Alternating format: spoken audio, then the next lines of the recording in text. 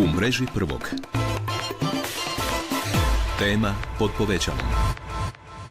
Dobro jutro u mreži prvog. U emisiji govorimo o stanju u hrvatskom zatvorskom sustavu, a nakon drastičnog slučaja požara u splitskom zatvoru u kojem je teško stradalo 5 zatvorenika za čije se živote od ponedjeljka navečer bore liječnici. Ja sam Mirjana Grahovac, moji su gosti gospodin Saša Rajić, zamjenik pučke pravobraniteljice. Dobro vam jutro. Dobro jutro. S nama je i gospodin Jelenko Krešo, dopredsjednik Sindikata pravosudne policije Hrvatske. Dobro jutro i vama. Dobro jutro. U emisiju sam pozvala i Ministarstvo pravosuđa, nisu mogli osigurati sugovornika, ali mi na samom početku idemo do Splita, gdje nas čeka glasnogovornica KBC-a Split, gospođa Kristina Bitanga. Gospođo Bitanga, dobro vam jutro. Dobro jutro i lijep pozdrav iz Splita. Evo, voljela bi da na početku emisije čujemo zapravo kakvo je zdravstveno stanje 5 zatvorenika koji su u ponedjeljak stradali u požaru u zatvoru. Jesu li oni i dalje na odjelu intenzivnog liječenja? Ide li njihov oporavak na bolje? Tako je, svih 5 i dalje je u jedinici intenzivnog liječenja naše bolnice, no ipak ima nekih pomaka. Jučer u poslijepodnevnim satima 2 su odvojena od respiratora i zapravo su u dobrom oporavku, te možemo reći da su sada izvan životne opasnosti. Kod preostala 3 bolesnika i dalje se provode mjere intenzivnog liječenja, tako da kod njih stanje nije promijenjeno. U svakom slučaju, evo, nadajmo se da će njihovo stanje biti sve bolje i bolje, ali njih očekuje dugotrajno liječenje. To je zasigurno tako, ali evo najvažnije je da prođe ova prva kritična faza. Hvala vam puno, gospođo Bitanga, bila je ovo glasnogovornica KBC-a Split. Evo, htjela sam svakako da čujemo kako je stanje 5 pacijenata koji su teško ozlijeđeni. Gospodine Krešo, što nam možete reći? Taj uzrok požara, to paljenje madraca, te nesretne stjenice. Što se na kraju to sve odigralo u toj ćeliji sa čak 9 ljudi? Pa vidite, bilo šta sada da kažemo bez potpune informacija bi bilo nekakva špekulacija, nagađanje. Istragu provode, znači, kolege iz MUP-a, istragu će provesti Ministarstvo pravosuđa. Vidite, ovakvi slučajevi ne mogu reći da su redovna pojava, ne mogu reći da nisu bile 2023. u Zadarskom zatvoru, bilo je u Bjelovaru, bilo je u Remetincu.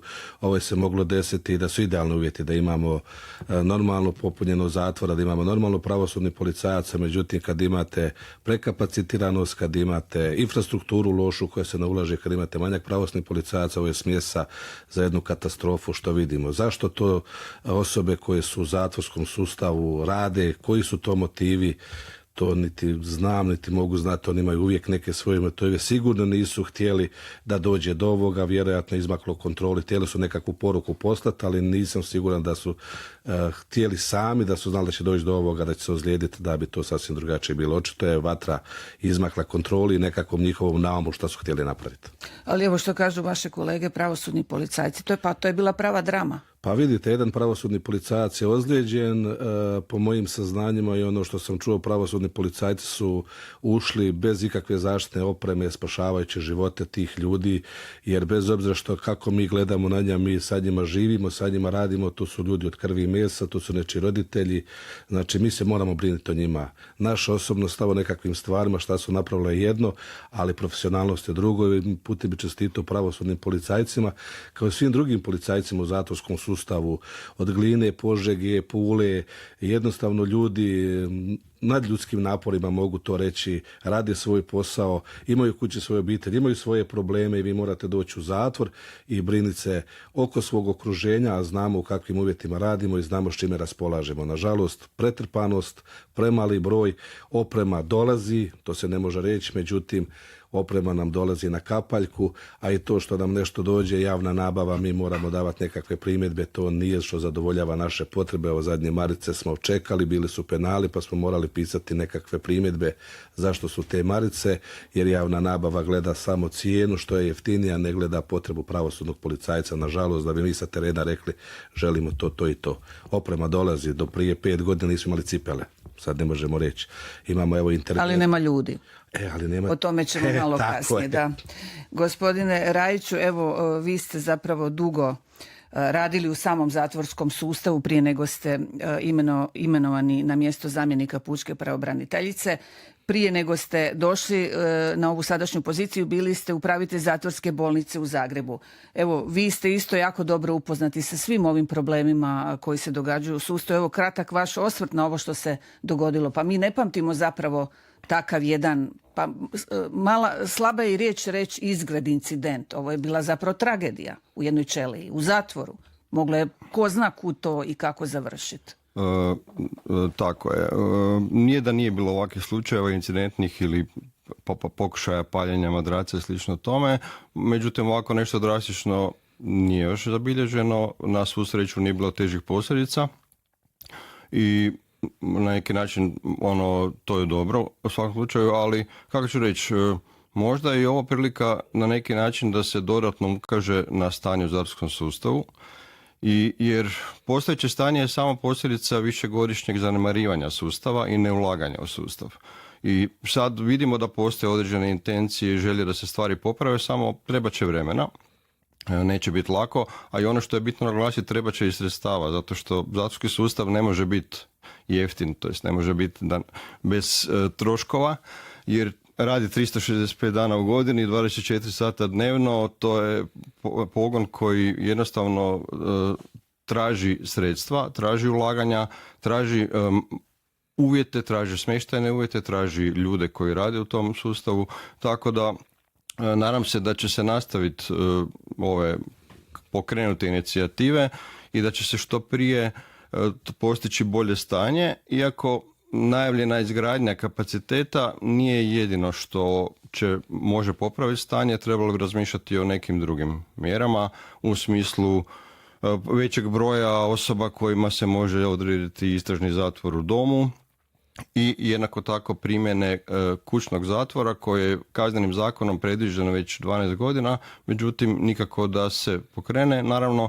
da pri tome... To bi rasteretilo zatvore u svakom Tako je, moglo bi rasteretiti zatvore, naravno ne u odnosu na kategorije zatvorenika koji su sigurnosno rizični, ali sam siguran da i trenutno u zatvorskom sustavu postoji određen broj zatvorenika koji nisu toliko rizični i koji bi mogli i nekakvim alternativnim mjerama izvršavati svoju kaznu ili biti u istražnom zatvoru i što bi sigurno rasteretilo sustav. A što pokazuju vaše izvješće? Evo, jedno od tih izvješća danas upravo pučka pravobraniteljica će predstavljati u Saboru i odgovarati na pitanja zastupnika. Kakva je popunjenost sustava? Gdje je najgore stanje zapravo? Ono što bi trebalo reći da je popunjenost sustava postala već normalna, evo tako ću reći, što nije dobro. Zato što nije prekapacitiranost sustava nešto je došlo jučer.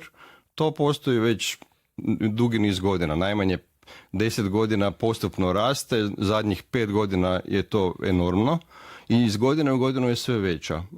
Ove godine, mi danas imamo na plenarnoj raspravi Sabora i naše izvješće za 22. Međutim, izvješća za 23. i 4. nažalost ukazuju samo na to da stanje ide na gore i da je prekapacitirano sve veća. Ono što je bitno naglasiti je mi se čini da je sad na neki način ministarstvo ipak prihvaća okolnost da je stanje takvo, jer do prije nekih 4 godine ministarstvo uvjeravalo javnost da je stanje u sustavu u redu i da nije prekapacitiran sustav, međutim nije niko razmišljao o tome da se ukupan broj ljudi u sustavu ne može gledati u odnosu na zatvorene kapacitete sustava koji je tad bio prekapacitiran negdje na razini 150%, a danas je u nekim zatvorima nažalost i na razini od 200%. Dobro, kako onda, gospodine Krešo, taj zatvor ako je iznad 200%, kako onda ti čuvari, pravosudni policajci? Koliko je njih na zatvorenike? Koji su to odnosi zapravo? To su čarobnjaci. Ne možemo govoriti mi sad jer to su nekakve sigurnosne stvari koliko u određenoj smjeni ima pravosudnih policajaca, koliko ima ostaloga, ali jednostavno mogu vam reći da po našim nekakvim... Ali to je ples na rubu, očito. A to je ples na rubu ako vi imate u kontinuitetu da ste imali nekih 450-500 zatvorenika 95 i 250 pravosudnih policajaca, 2040 ste imali duplo zatvorenika i 230 pravosudnih policajaca. A to moramo, što je gospodin rekao, to moramo razdijeliti 24 sata, 365 dana u godini, praznik, znači sve radimo. A dobro se primaju novi. Jesu natječaji u tijeku? A jesu vam natječaji u tijeku, ali vi raspisujete natječaj za 50 ljudi, vama se javi 10 ljudi, vi čekate još 6 mjeseci da raspisujete drugi natječaj. Mi tražimo zašto ne ide se na otvoreni natječaj otvoren, da bude otvoren dok se ne popuni. A onda imate slučaj, evo sad sam prije par dana sam dobio informaciju, od nas ljudi zovu, da je se osoba javila u 10. mjesecu, ne zna se kad će početi javiti, da dostavi potvrdu o nekažnjavanju jer je istekao protez o nekažnjavanju. Mislim, šta se čeka godinu dana da bi vi primili čovjeka? Onda imate godinu dana vježbenik. On je vježbenik, on ne može samostalno raditi. Znači, mora biti uz određenog pravosudnog policajca. I onda vi tog morate, pod navodnicima, osobu koja je došla odgojiti da radi u zatvorskom sustavu. A to traje? Normalno da to traje. Vi morate ući u tajne posla. Jer vi sa svojim radom, sa svojim svakodnevnim dolaskom, sa iskustvom, vi znate kako komunicirati, kako prepoznat zatvorenika, kako vidjeti šta on smjera, kako ga, ono što mi kažemo žargonski, pročitati. Znači, kad uđete u ćeliju, kad otvorite, kad vam dolazi stranka na sud, vi već tada, isto kad se ljudi pitaju na carnika, dođu kako je baš mene izdvojio. Govor tijela, znači kako se vi postavljate, kako stojite, sve su to stvari koje vi godinama i godinama učite od starih kolega. A recite mi, na ovom konkretnom slučaju u toj ćeliji u splitskom zatvoru je bilo 9 zatvorenika. To je za tu ćeliju bilo, da tako kažemo, normalno ili isto previše? Nama je naš povjerenik rekao da je to velika. Imate veće ćelije, imate manje ćelije, općenito su sve ćelije, što imaju prekapacitiranost, to su stare ustanove, znači to su jednostavno infrastruktura koja dugo nije ulagana, koja je još iz, ajmo to tako nazvati, iz bivšega sistema, znači gdje su bila minimalna ulaganja, jer evo što je sugovornik rekao, nažalost sve se kod nas gleda kroz prizmu, to je skupo. Mi šta god tražimo, to je skupo. Sigurnost je skupa, ljudski život je skup. Znači ako ja dobijem nekakvu opremu koju ja ne mogu koristiti, a šta si mi uzeo? Ali ona je jeftina. Da, ali evo, gospodine Rajiću, tu imamo i stare madrace, očito su bili u konkretnom slučaju. Koje su to sve zapravo, mislim, krenimo od madraca jer je tu bio uzrok, ne? Smatramo da je bio uzrok te tragedije u ćeliji, ali, jer se zapalio, ne? Kad su imali već taj upaljač i krenuli te nesretne stjenice rješavati. Ali na što se još žale zatvorenici? Vi idete u nenajavljene posjete u zatvore. Koliko često?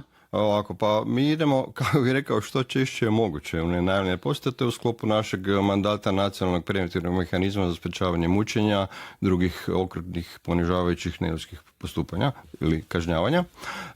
To je jedan od naših mandata. Pritužbe rješavamo u sklopu mandata pučkog pravobranitelja.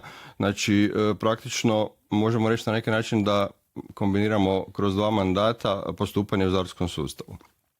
Pritužbe su nam bitne zato što kroz pritužbe dobijamo informacije o pojedinim situacijama, o pojedinim kaznenim tijelama, a u obilaske idemo otprilike sukladno nekakvom našem planu, a ponekad i uvjetovano nekakvom situacijom u određenoj instituciji. I šta zateknete?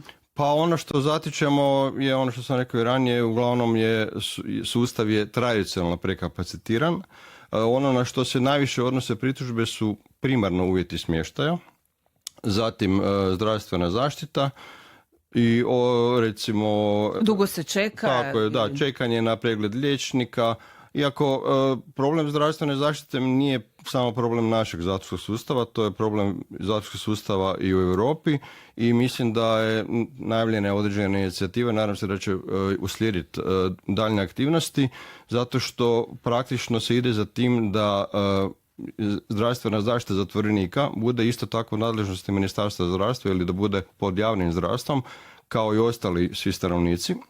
Jer praktično očekivati da će svako kazneno tijelo imati stalno zaposlenog liječnika, znamo i sami da je situacija sa zapošljavanjem iznimno teška. To teško možemo očekivati. Da, naravno, vjerujem da je ali dugo čekaju što da ih se pošalje kod liječnika? Ovako, naravno da čekaju u smislu pregleda, onda ako imate problem sa manjkom kadra, vi da bi nekog zatvornika odveli na određeni specijalistički pregled izvan zatvora, u bolnicu, morate normalno imati osigurane osobe koje će ga prepratiti, vozilo, a ako imate manjak službenika, onda na neki način čak i ako imate neki osigurani termin, kod liječnika niste sigurni da ćete u tom terminu to moći i realizirati. Ili može se dogoditi nekakva izredna situacija da jednostavno nemate dovoljno ljudi, što je dodatno onda otežava pristup zdravstvenoj zaštiti. Osim toga, dosta se žale, koliko se vidjela u vašim izvješćima, na te uvjete smještaja. Pa tako, pa gledajte, ono što je uvjeti. gospodin Krešo rekao, praktično većina institucija je stara. Zatvor u Splitu, zatvor u Zagrebu su građani 87. 8. godine, kako bi rekao, negdje u vrijeme univerzijade. Nakon toga je od ovih kapaciteta zatvorskih jedino izgrađena kaznionica u Glini i sad u zadnje vrijeme je nešto rađeno u Požegi.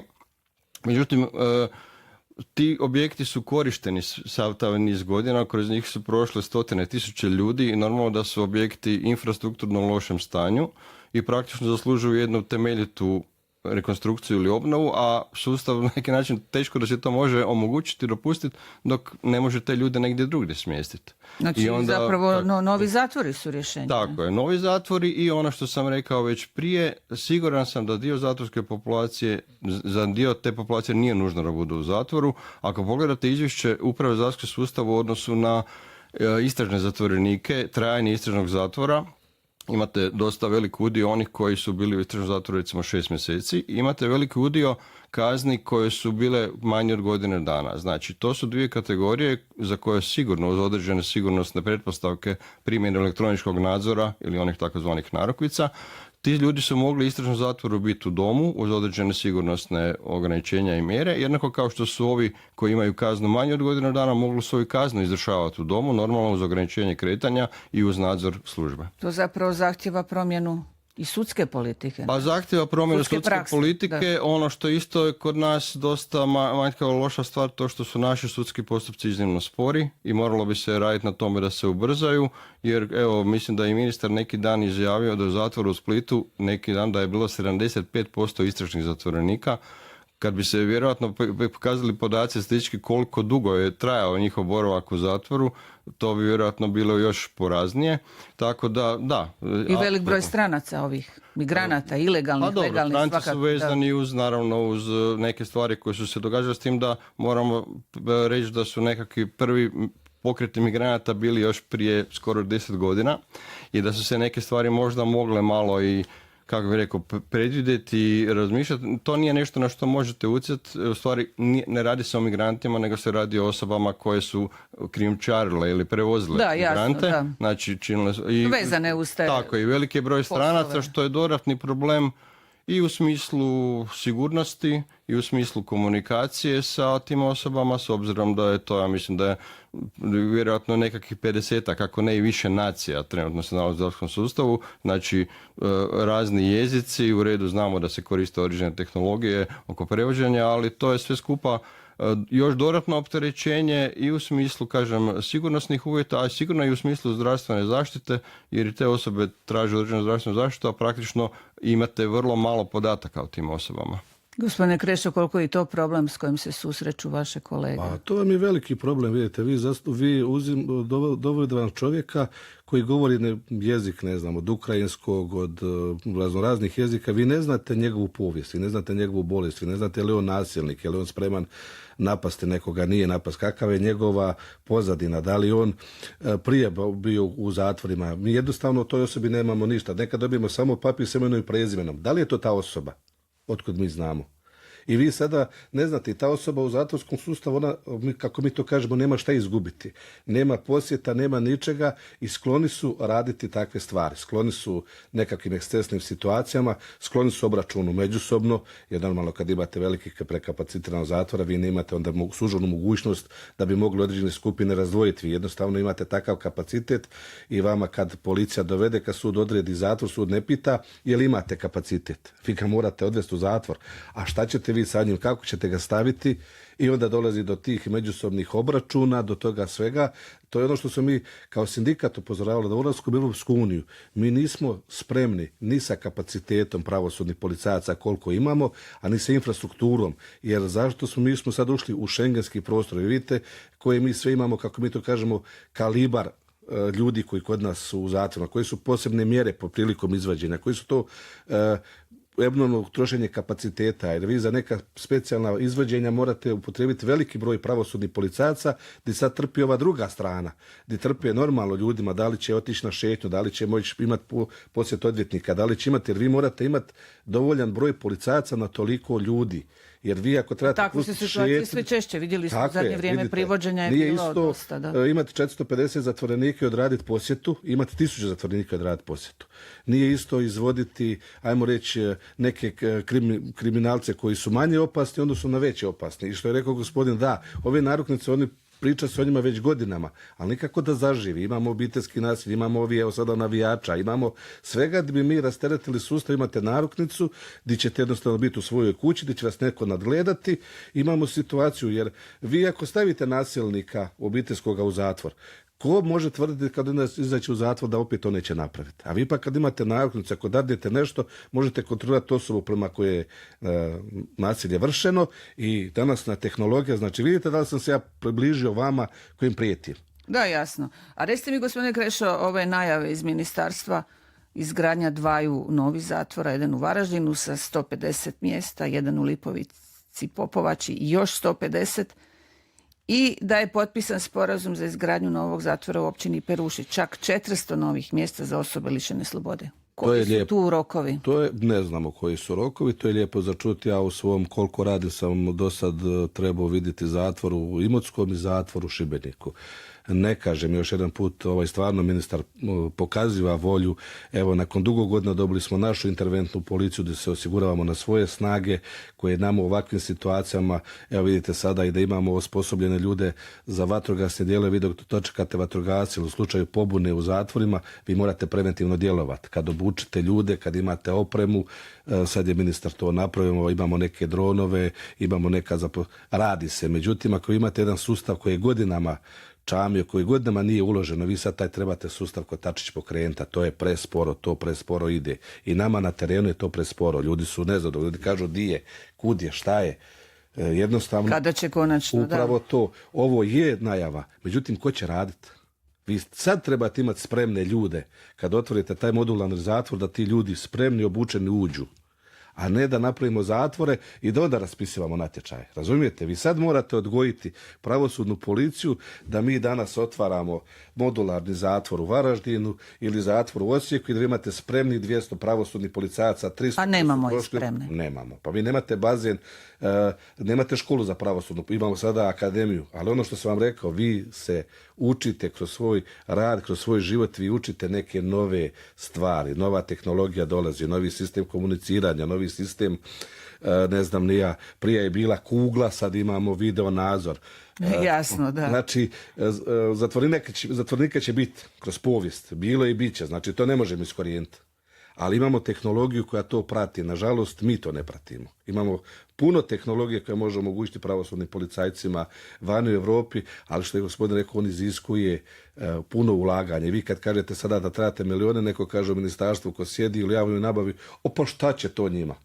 Pa ja te pitam, da li je se normalno voziti u jednom transportnom kombiju koji je za transport građevinskog materijala, nama su ga prenamijenili u maricu i vi sad trebate sa takvim transportnim kamionom ići za Dubrovnik. Pa vi kad izađete, vi ne znate kako se zovete.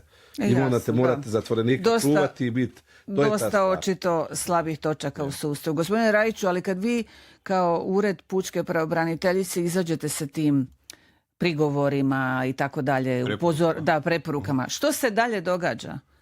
Sad ovako. Što je povratna informacija? Je li se poboljšalo što? Nakon obilazaka naše preporuke i ponekad i upozorenja idu prema kaznenim tijelima, znači prema zatvorima i kaznionicama i idu posredno i ministarstvu. Ono što je bitno istaći da u odnosu na neke preporuke se poneke stvari pokrenu ili dogode, a na neke, nažalost, se godinama ih ponavljamo, evo tako mogu reći, zato što se to može vidjeti iz naših godišnjih izvješća praktično da neke preporuke koje se tiču zatvorskog sustava i Ministarstva pravosuđa praktično se ponavljaju, mi to i naglasimo, ponovljena preporuka, zato što se, nažalost, po njoj nije ništa pokrenulo. Nitko nije reagirao. Tako, primjer te je ovo što sam i rekao, veća primjena alternativnih sankcija, veća primjena istražnog zatvora u domu, a osobito, ja mislim da je to u stvari eklatantni primjer nečinjenja, da u kaznenom zakonu imate odredbu da postoji mogućnost izvršavanja kazne zatvora od 1 godine u domu. Znači 12 godina imate tu odredbu u zakonu i da 12 godina Ministarstvo pravosuđa nije napravilo provedbene propise, pravilnike po kojima bi se to moglo i staviti uživati da bi to moglo krenuti. A imate situaciju da enormno i stalno raste zatvorenička populacija, a ovo što možete relativno brzo, u stvari ja bih rekao, utjecati na smanjivanje populacije jednostavno stoji. Zapravo time bi se prije došlo do nekog rješenja i manje popunjenosti zatvora nego što čekamo sad ove nove zatvore. Sigurno, i kroz istražni zatvor u domu i kroz zatvor u domu, ja vjerujem, evo mislim sad neću govoriti o brojkama, to je, ajmo reći, trebalo bi ali neki napraviti neku značajan analizu. postotak bi mogao biti u Pa pitanju. rekao bih, ako pogledamo izvješće o Uprave zatvorskog sustava za 23. godinu, ako gledamo ove dvije kategorije, znači kazne zatvora do 1 godine i istražni zatvor koji je trajao relativno kratko, mislim da je to nekakvih oko 500 mjesta bi se moglo osloboditi kad bi se to stavilo aktiviralo. Zanimljiv podatak, gospodine Opet Krešo. vam trebaju ljudi koji će to nadzirati. Opet dolazimo na istu stvar.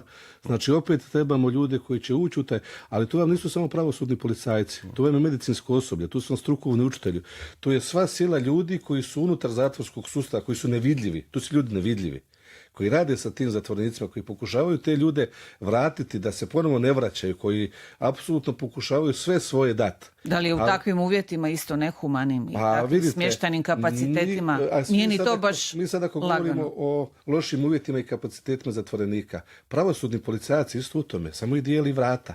Zatvorenik zna da će izaći možda za mjesec, 2, 10, 30 godina. Pravosudni policajac samo zna da će eventualno otići, možda, a radi do 7, možda će morati i ostati duže. Jedno je to razlika. Radimo u istim uvjetima. Samo što su mi malo slobodni, ali isto su hodnici, isto nemamo klima uređaja, isto je to. Ne možete vi nekakvu zgradu koju niste ulagali, možete vi čistiti, možete vi farbati koliko god hoćete. Ona je potrošena, jer vi svaki dan tisuće i tisuće ljudi kad hoda hodnikom, on se potroši. Znači, A dajte mi još nešto reći, gospodine Krešo, taj upaljač koji oni imaju, to je dozvoljeno, koji su imali. Vidite, sad uzmite da vi zabranite pušenje u zatvorima. Pa dozvoljeno vam je i kuhalo. I vi sad uzmite, otvarate sobu, vi ne znate da li će on zakuhati vodu i polit vas. To su sve opasnosti posla.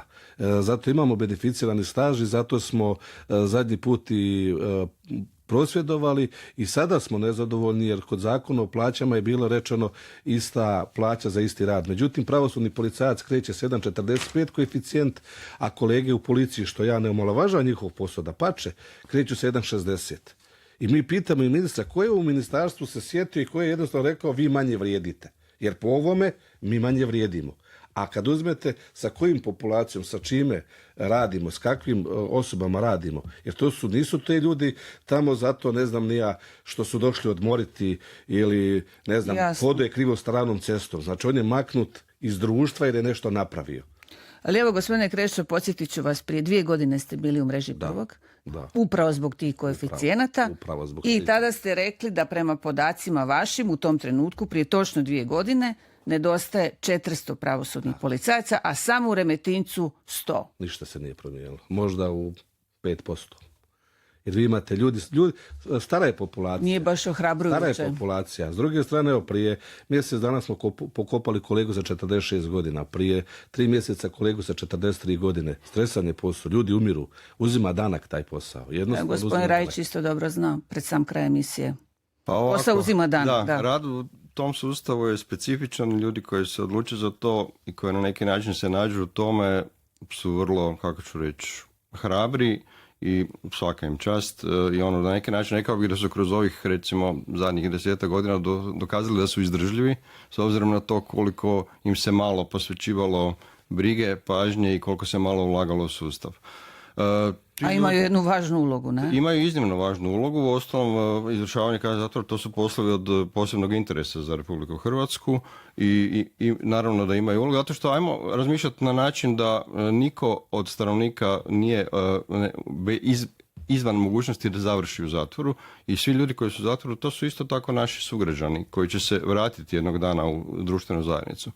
U interesu je da njihov boravak u zatvoru bude, kako bih rekao, što ljudskiji, što humaniji, da neki programi i neke aktivnosti koje prođu budu usmjerene ka tome da se jednog dana ne vrate ponovno u zatvor i da jednostavno ide se ka nekakvom pozitivnom usmjeravanju njih kao osoba ka resocijalizaciji. I u Jasno. tom je jako bitno, naravno, i uvjeti u kojima borave, jer u lošim uvjetima, u teškim uvjetima, da, jednako su ti teški uvjeti i za službenike koji rade i za osobe koje se nalaze na izvršavanju kazne i to je nešto što se mora popraviti. Evo, time ćemo i završiti. Hvala vam puno da ste mogli doći u emisiju. S nama su bili gospodin Saša Rajić, zamjenik pučke pravobraniteljice, gospodin Jelenko Krešo, dopredsjednik Sindikata pravosudne policije Hrvatske. Hvala vam još jedanput. Hvala i vama, poštovani slušatelji i gledatelji, na pozornost. Hvala vama. Hvala vam.